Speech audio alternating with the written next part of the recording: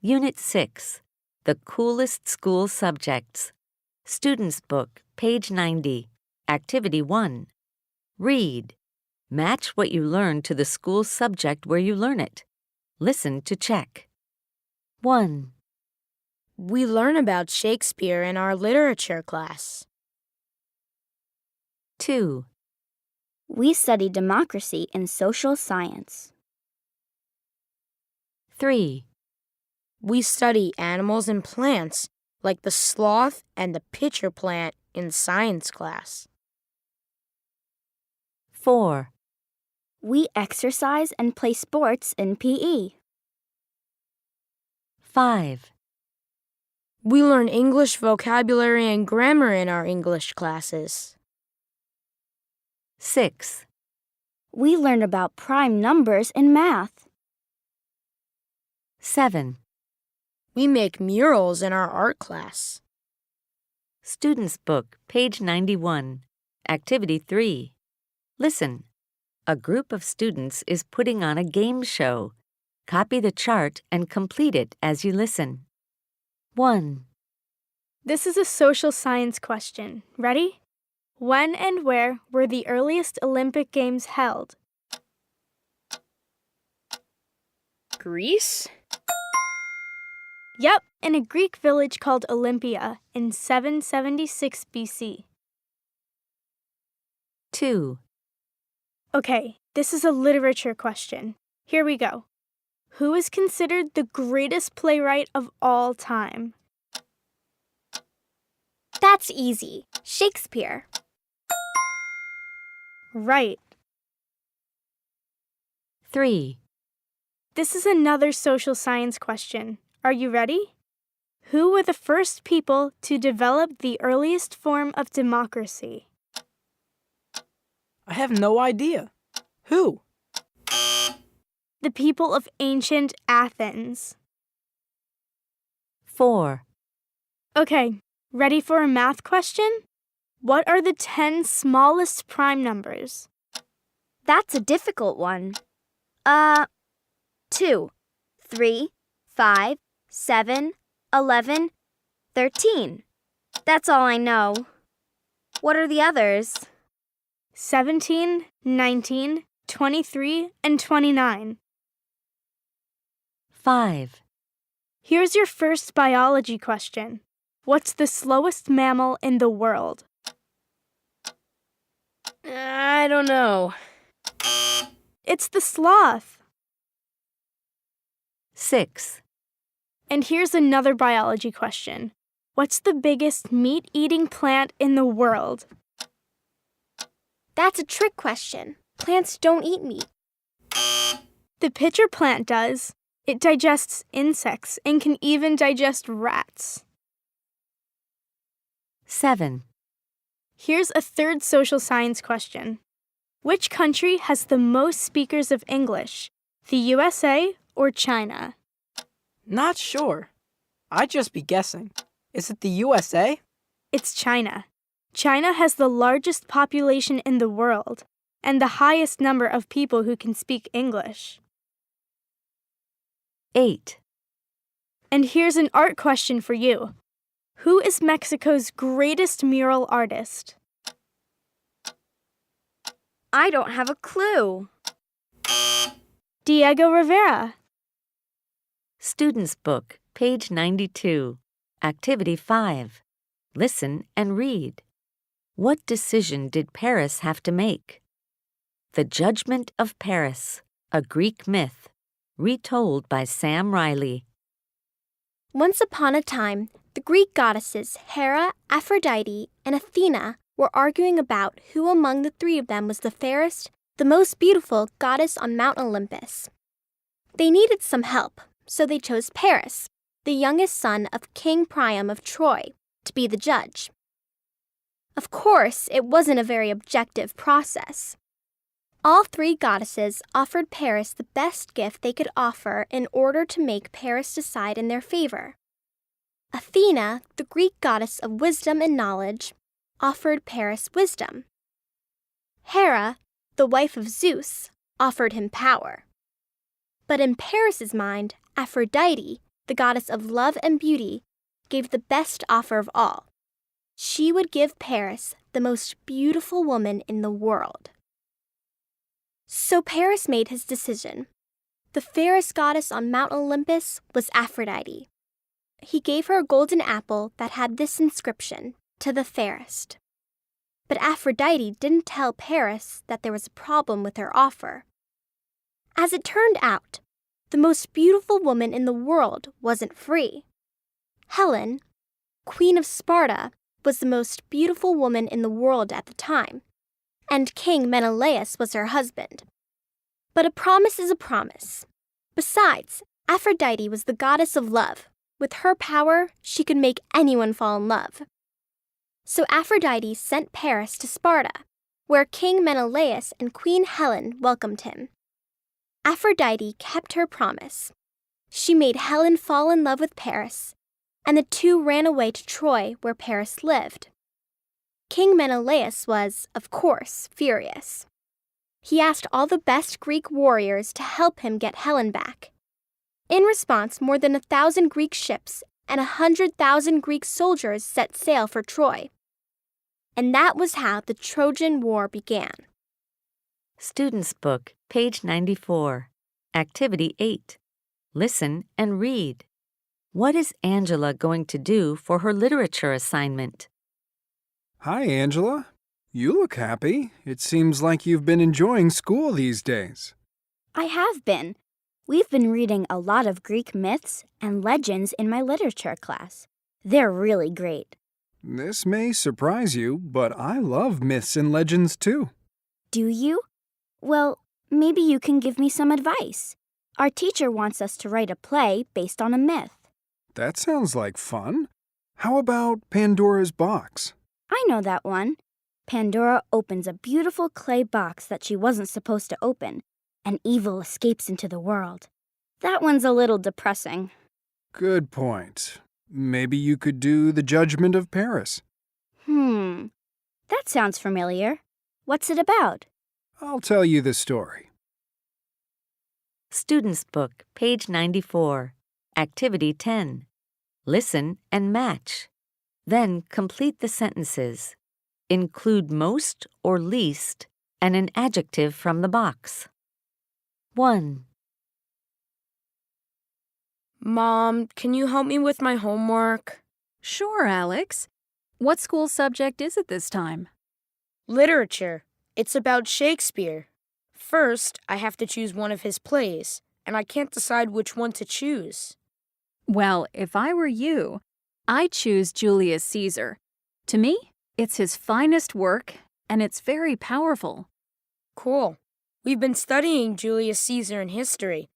Wasn't he a general in ancient Rome? That's right. So what's the assignment about? I have to adapt the play into a modern one.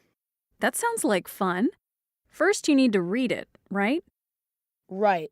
I need the least difficult version, though. I think I have a simple version of the play on my tablet already. Yes, here it is. That's the least difficult version? It's so long. I said the least difficult, not the shortest. 2. Have you studied for the math test yet? Not yet. Hey, if all of us have to study for it, let's do it together. A study group. Good idea. So, where are we going to hold it? Well, Leo's is the closest house to school.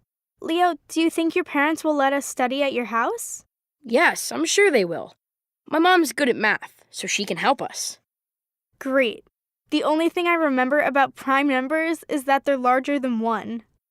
Speaking of prime numbers, did you know you can do the most amazing thing with the number 379009? Type it on your calculator and read it upside down. Seriously? Let me see. Whoa! It spells Google. 3. So what are we going to do for Science Week? I like Jasmine's idea.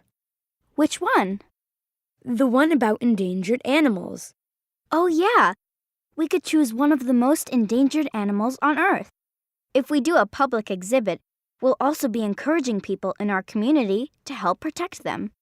Wow, Jasmine. It sounds like you've really been thinking about this. I have.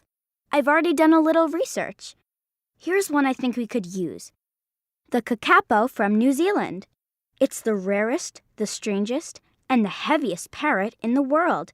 And it's definitely one of the most endangered animals in the world. There are only about 100 of them left. Here's a picture. I like this. Could you make some 3D visuals on the computer, John? Yes, I think so.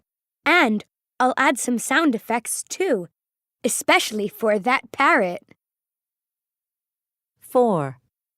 Hey, look at this. It's a list of origins for the names of the months. Do you know any of these? Can't say that I do. This one's interesting. July is named in honor of Julius Caesar. It's the month he was born. It must be nice to have a month named after you. I know. A lot of the months were named after Roman gods. Like March comes from Mars, the god of war. March, my least favorite month in the school year. What do you mean? March is great. It's the beginning of spring. Yeah, but there are no school breaks in the spring. That's not true. We get breaks. Yes, but not until April. We should have a school break in March too, but we don't. So March is my least favorite month. I like it when we get a lot of days off from school.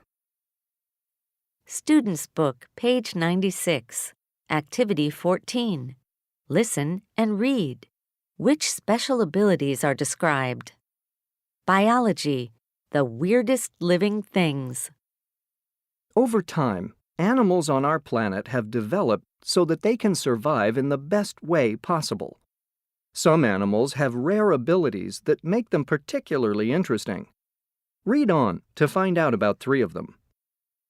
Sloths are the slowest creatures on Earth. Everything they do is slow. They eat slowly, blink slowly, and move slowly. They're so slow that they need a month to move 1 kilometer. They're also the sleepiest animals alive. They sleep up to 20 hours a day. They eat fruit and leaves, and because they're so slow and sleepy, they burn energy very slowly. Sloths live in trees in the rainforests of South and Central America. Because they're always in trees, they've learned to eat, sleep, and even give birth upside down. The pitcher plant of Southeast Asia's rainforests is the largest meat-eating plant in the world. It's so big that it can even digest rats. But how? First, the plant attracts insects and small animals with a sweet-smelling sticky nectar. Second, the cup-shaped plant is an excellent trap. It has slippery sides, so once the insects and other animals are inside, there's no escape. However, the pitcher plant doesn't eat food the way animals do. First, it needs to use chemicals to break down the protein and other nutrients in the meat, and then it absorbs them. The grass and plant-eating hippopotamus might be one of the deadliest creatures in Africa, but it has very sensitive skin, so living in the African heat is difficult. A hippo needs to spend most of its time in lakes or rivers. The water helps the hippo stay cool, but it doesn't protect it from the sun's rays. Luckily, the hippo has adapted so that it can produce its own sunscreen. 2 acids in the hippo's skin combine to make a special gel that absorbs all the sun's harmful rays. It also stops skin infections when the hippo gets injured in fights. So, next time you think that humans are the smartest creatures on the planet, think again. Humans might be intelligent, but plants and animals can also do amazing things. Student's Book, page 98. Activity 19. Listen and read. What are 2 important rules at Lakeside Camp? 2. Sandy Spencer, s.spencer2003 at my-mail.com. Subject: Lakeside Camp. Hi, Sandy. Camp started this week. Lakeside Camp is the best. We go swimming and canoeing every day, and we sleep in wood cabins in the forest. I'm sharing with 5 other kids. Unfortunately, we have to clean our cabin every day, and we also have to take out the trash. There's a prize every week for the cleanest cabin, and no, we haven't won yet. In the evenings, we can help with the cooking if we want, but we don't have to. Usually we have barbecues. They're great because we use paper plates, so we don't have to do any dishes. I have to stop now and get ready for my first windsurfing lesson. The teachers get mad if you're late for an activity. 2 important rules at Lakeside Camp are, you must be on time for activities, and you mustn't be late for meals. Jim was late yesterday, and now he has to collect trash all day. It's awesome that you're coming to Lakeside next week. See you then, Tom. Student's Book, pages 100 and 101. Activity 29. Listen and read. Say Greeks, Maya, or Inca. Ancient civilizations and their legacies. What do we take for granted in the world today? Language, writing, theater, politics? Even the subjects we learn about in school? In this article, we look at 2 civilizations that have had an important influence on the modern world. The Greeks have had a great influence on modern culture. From 800 to 146 BC, the ancient Greeks shaped the worlds of art, literature, and philosophy. Homer wrote his great works of literature in the 7th century BC, and Western philosophy was born with Socrates, Plato, and Aristotle. The fascinating events and the myths and legends of ancient Greece have been a rich source of inspiration for movies, plays, and many famous works of art. The ancient Greeks also gave the world a sporting legacy, the Olympic Games. The first games took place in the Greek city of Olympia in 776 BC. Today, as in ancient Greece, the modern Olympic Games still take place every 4 years. Perhaps the Greeks' greatest contribution to modern culture, however, was in politics. The ancient Greeks introduced the concept of democracy. The word comes from the Greek word demokratia. Demos meaning people, and kratos meaning rule. Nations and elections around the world today are still based on the principles developed by the Greeks. Ancient Greece, of course, is only one of the world's great civilizations. Ancient American peoples also left us important legacies in math, astronomy, Book, page agriculture, 72. and medicine. Activity For 31. example, around Listen, the 7th century read, BC, and repeat. the Maya developed 1. a 365-day calendar system by observing Earth's revolution around the 2. sun. They also Z. began to use the Z. concept of zero Sings. in math, independently of 3. other cultures. Is. What Is. about farming? Washes. If you enjoy chocolate, you can Student's thank Book, the people page of the 72. Aztec Empire, Activity 32. which was at its peak Listen between the and 14th blend and the 16th sounds. centuries. 1. The Aztecs were known for advancing the cultivation of cacao, a key ingredient in Cooks. chocolate. The Inca civilization, which was powerful in Peru when the Aztecs were powerful in Mexico, introduced terraced farming, which is a 3. special way of organizing land for growing crops. This type of farming is Watches. still practiced today. 4. Many of the herbal remedies that we use to treat illnesses were also discovered by the Inca people. Sleeps. 5. S. W. I. Z. Swims. 6. D. A. N. S. Z. Dances. Student's Book, page 72. Activity 33. Listen and chant. Saul swims in the summer. He cooks in the winter. He dances on Fridays. He sings in the shower. And he sleeps for hours. Student's Book, page 104, activity 36. Listen, read, and repeat. 1, 2. Est. Student's Book, page 104, activity 37. Listen and blend the sounds. 1,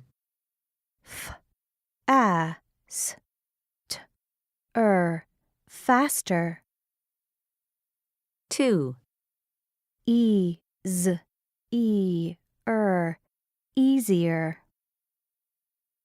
3, best. 4, cheaper. 5,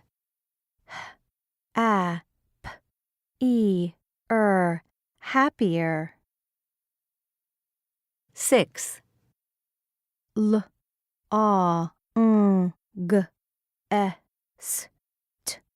longest. Student's Book, page 104, activity 38. Listen and chant. Running is faster than walking. Walking is cheaper than driving. Driving is easier than flying. Flying is harder than cycling. Cycling is the best. Checkpoint, Units 4 to 6. Student's Book, page 107. Activity 2. Get ready. A. Number the lines of the dialogue in the correct order. Then listen and check. What's for lunch tomorrow? I asked Tom. He said it would be pizza again. Great! I love pizza. I wish I could eat pizza every day. No, you don't. If you ate pizza every day, you'd get sick of it. Yeah, maybe. But I'd like to try it and see. How about you? If you could have just one kind of food every day, what would it be? Well, it wouldn't be pizza. I think I'd have a salad every day. Yuck! If I only ate salad, I might get really thin. And I'd feel hungry all the time. It's too boring. Salad isn't boring. And you can't eat fat all the time. We have to eat vegetables too. But I eat vegetables all the time. On pizza. Exam Preparation, Units 4 to 6. Student's Book, page 110. What dream does each student in Mr. Brown's class have about the future? Listen and write a letter in each box. There is one example. What do your students say about their dreams for the future, Mr. Brown? Well, the funny thing is that everyone in the class has a different dream. First, there's Vicky. She has a lot of dreams about the future, especially about what she'll be doing and where she'll be living. But her main dream is to do something to help animals. You know, work with animals in some kind of environmental organization. Oh, I see. Can you see the letter B?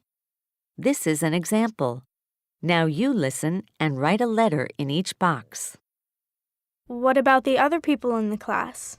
I always thought that Susie wanted to have a family when she was older, and that she hadn't decided yet what kind of job she'd like to do.